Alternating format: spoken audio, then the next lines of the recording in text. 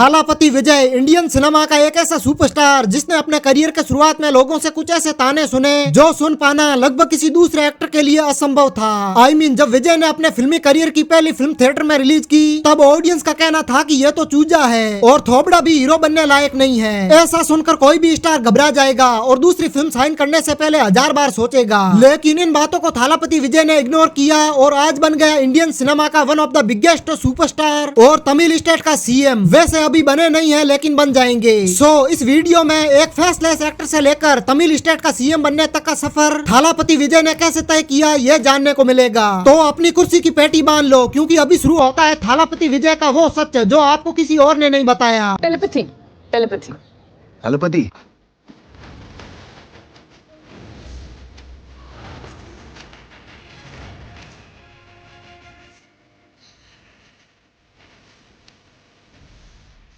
थालापति विजय ने अपने करियर की शुरुआत साल 1992 में आई फिल्म नालैया थिरुप्पु से की थी और जब यह फिल्म थिएटर में रिलीज हुई तब एक ऐसा कांड हो गया जिस कांड को थालापति विजय ने अपने सपने में भी नहीं सोचा था। अब इस कांड को जानने से पहले मैं आपको एक बात क्लियर कर दूं। कुछ लोगों का मानना है कि फिल्म इंडस्ट्री में किसी भी एक्टर का फेस मैटर नहीं करता बल्कि एक्टिंग मैटर करती है, लेकिन विजय सर के केस में ऐसा नहीं था क्योंकि जब ऑडियंस विजय सर की पहली फिल्म नालैया थिरुप्पु को देखकर थिएटर से बाहर निकली तब उनका यही कहना था कि ये हीरो कभी स्टार नहीं बन पाएगा क्योंकि उस टाइम विजय सर का वैसा लुक नहीं था जैसा एक हीरो का होना चाहिए। लेकिन विजय सर ने उस टाइम इन सारी डिसअपॉइंट करने वाली बातों को इग्नोर किया और अपने काम में फिर से लग गए। एंड उसी साल उन्होंने बैक टू बैक 4 फिल्में बॉक्स ऑफिस पर फ्लॉप दे डाली। लेकिन जब बैक टू बैक फ्लॉप फिल्में आने लगी तब विजय सर को समझ में आ गया कि ऑडियंस को अच्छी एक्टिंग के साथ साथ अच्छा लुक और अच्छी बॉडी भी चाहिए। फिर क्या था, थालापति विजय ने अपने लुक और बॉडी पर काम करना शुरू किया और धीरे धीरे इंडस्ट्री में अपना पैर जमाने लगे। अब काफी लोगों को यह लग रहा होगा कि जब विजय सर का लुक अच्छा नहीं था तो उन्हें एक साल में 4-4 फिल्में कैसे मिल जाती थी।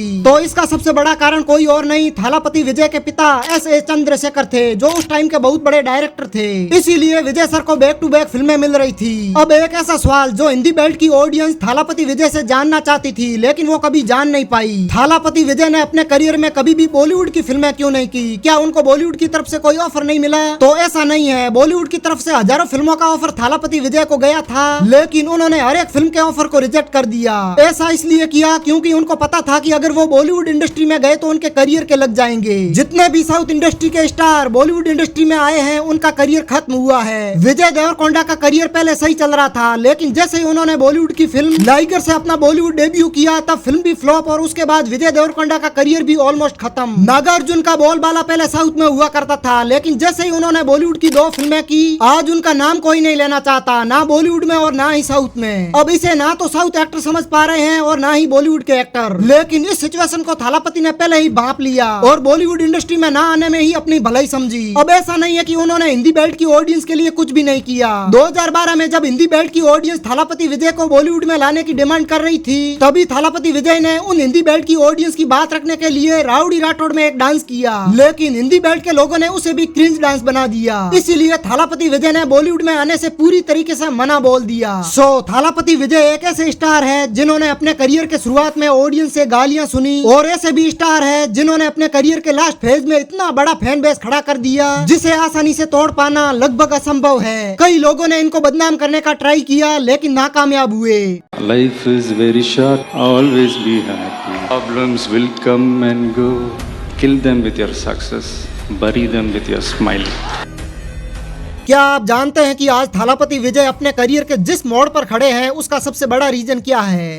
अपने करियर के शुरुआत में स्ट्रगल करना, फिर आज तमिल स्टेट का सीएम बनना, पिछले कुछ सालों में उनकी हर एक फिल्म का बॉक्स ऑफिस पर झंडे गाड़ना। क्या ये गॉड का खेल है या फिर किस्मत का खेल? तो मैं कहूँगा इनमें से कोई नहीं, क्योंकि इन सब के पीछे अगर किसी का सातिर दिमाग है तो वो थालापति विजय का है। क्योंकि जब थालापति विजय की बैक टू बैक फ्लॉप फिल्में आ रही थी तब विजय ने सोचा कि अगर आगे भी ऐसा ही चलता रहा तो ऑडियंस के दिल में जगह तो छोड़ो उनके दिमाग में भी नहीं रहूंगा। इसीलिए उन्होंने बाद में कुछ ऐसा प्लान किया जो आज उन्हें सीएम बनने को मजबूर कर गया। अब उन्होंने ऐसा क्या किया चलिए समझते हैं। देखो, सबसे पहले थालापति विजय ने ऑडियंस के दिल में अपना रोला जमाने के लिए कुछ ऐसे डायरेक्टरों को चुना जिनका स्क्रीन प्रेजेंस ऐसा था कि फिल्म का बॉक्स ऑफिस पर पिटने का सवाल ही पैदा नहीं होता। अब आप एटली का ही केस देख लो। एटली और थालापति विजय ने साथ मिलकर बैक टू बैक 3 फिल्में की, थेरी मर्सल बिगिल, और ये तीनों की तीनों फिल्में बॉक्स ऑफिस पर सक्सेस साबित हुई। उसके बाद थालापति विजय ने लोकेश कानेग्रास के साथ 2 फिल्में फिल्में की, मास्टर और लियो। ये दोनों फिल्में भी बॉक्स ऑफिस पर सक्सेस साबित हुई। उसके बाद नेल्सन दिलीप कुमार के साथ बीस्ट मूवी, वामसी पेडिपली के साथ वारिसु मूवी, वेंकट प्रभु के साथ the greatest of all time movie और इनके करियर की लास्ट मूवी एच विनोद के साथ जननायकन। अब इन फिल्मों में एक बात नोटिस करने वाली है और वो बात यह है कि इन सारी फिल्मों का जॉनर एक ही है, एक्शन जॉनर। और इस एक्शन जॉनर में कुछ ऐसे छुपे राज है जिसको आपने महसूस तो किया लेकिन आपके दिमाग में कभी नहीं आया।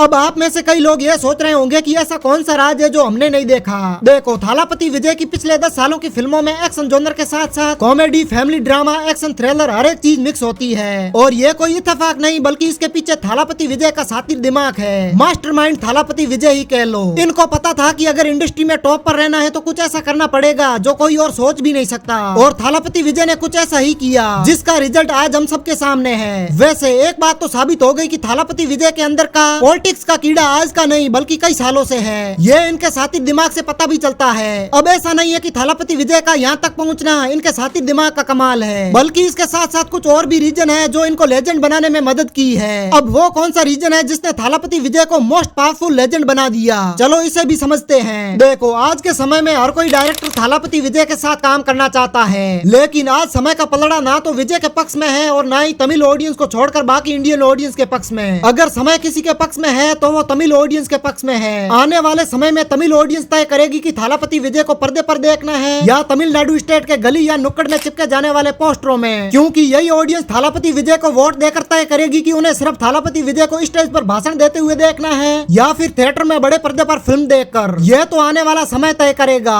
लेकिन समय से पहले मेरी और इंडस्ट्री के बड़े बड़े डायरेक्टरों की यही कामना रहेगी कि कैसे भी करके थालापति विजय सीएम की कुर्सी लॉस कर जाए। अगर बाई चांस विजय सीएम की कुर्सी लॉस कर जाते हैं तो इंडियन ऑडियंस और बाकी डायरेक्टरों की बल्ले बल्ले हो जाएगी, क्योंकि यही स्टार कुर्सी लॉस करने के बाद फिर से बड़े पर्दे पर देखने को मिलेगा और फिर से थालापति विजय और डायरेक्टर के बीच वो बॉन्डिंग देखने को मिलेगी जो पहले मिलती थी। जैसे कि मैंने शुरुआत में आपको बताया कि हर कोई डायरेक्टर विजय थालापति के साथ काम करना चाहते हैं। ऐसा इसलिए क्योंकि पर्दे के पीछे विजय उन डायरेक्टरों के साथ रिस्पेक्ट से पेश आते थे और साथ ही साथ विजय फिल्म के सेट पर हंसी मजाक का माहौल भी पैदा कर लेते थे। ये बात मैं नहीं कह रहा बल्कि जितने भी डायरेक्टरों ने विजय के साथ फिल्में की है उन्होंने इस बात का खुलासा किया है। अब हमने खुलासे की बात कर ही ली है तो पर्दे के पीछे वो 10 इंसिडेंट जान लेते हैं जिसे सुनने के बाद अगर आप थालापति विजय को नहीं भी चाहते हो फिर भी आप उस बंदे के फैन बन जाओगे। नंबर 10, क्या हुआ जब थालापति विजय की डेंजर एक्टिंग को देखकर डायरेक्टर सदमे में पहुंच गया। देखो, जब थुपकी फिल्म की शूटिंग चल रही थी तब उसमें विजय को एक ऐसा सीन करना था जहां विलन के सामने विजय को डेंजर लुक वाला एक्सप्रेशन देना था और यह टेक थालापति विजय का इतना तकड़ा गया कि डायरेक्टर खुद ब खुद भूल गया कि कट मुझे बोलना है या मेरे बाजू में बैठा असिस्टेंट डायरेक्टर बोलेगा। इससे पता चलता है कि एक्टिंग के मामले में यह बंदा पूरी तरीके से कैरेक्टर में घुस जाता है। नंबर 9, क्या हुआ जब थालापति विजय ने इंडस्ट्री में चलती आ रही पर्सनल खाना खाने की प्रथा को पूरी तरीके से बदल दिया।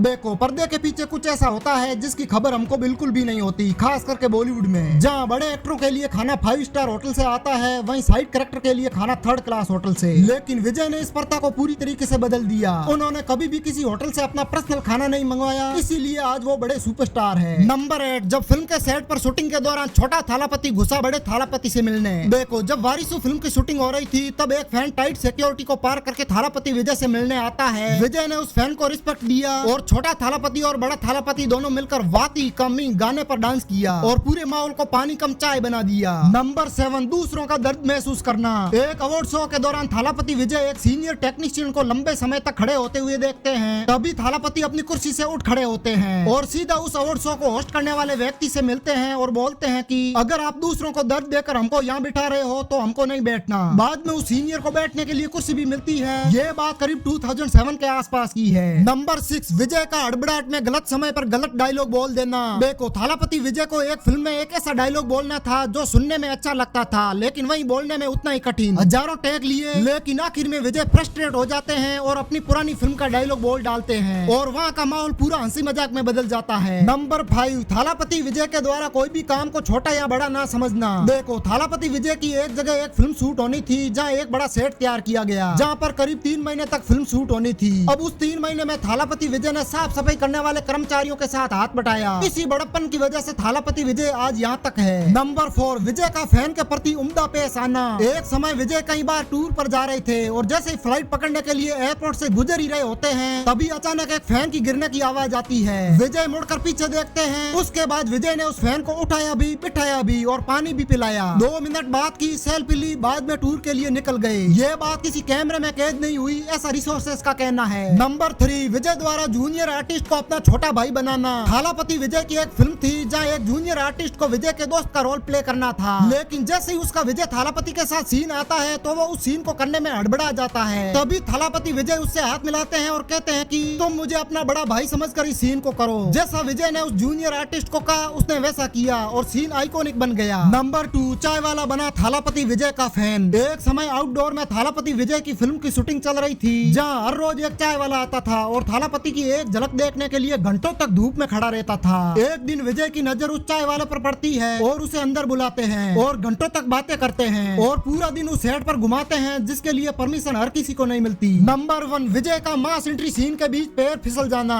एक फिल्म में थालापति विजय का मास एंट्री सीन शूट हो रहा था। फिल्म का फर्स्ट लुक ही कह लो, सब कुछ परफेक्ट जा रहा था। तभी अचानक थालापति विजय सर का पैर फिसल जाता है और धड़ाम से नीचे गिर जाते हैं और पैर पर भारी मात्रा में चोट आ जाती है, लेकिन फिर भी थालापति विजय रुके नहीं और उस सीन को पूरा किया। इसे कहते हैं काम के प्रति सब कुछ न्योछावर कर देना। इन कारनामों की वजह से थालापति विजय इस मुकाम को डिजर्व करते हैं। थालापति विजय का ऐसा सफर शायद ही कोई दूसरा एक्टर तय कर सकता था। इनके सफर में मुश्किलें भी थी, लेकिन विजय ने उसे भी घुटनों पर ला दिया। बाकी आपको क्या लगता है, थालापति विजय तमिलनाडु के सीएम बनेंगे कि नहीं? अपना ओपिनियन कमेंट सेक्शन में जरूर शेयर करना। मैं मिलता हूँ किसी और तकड़े वीडियो में, तब तक के लिए जय बजरंगबली।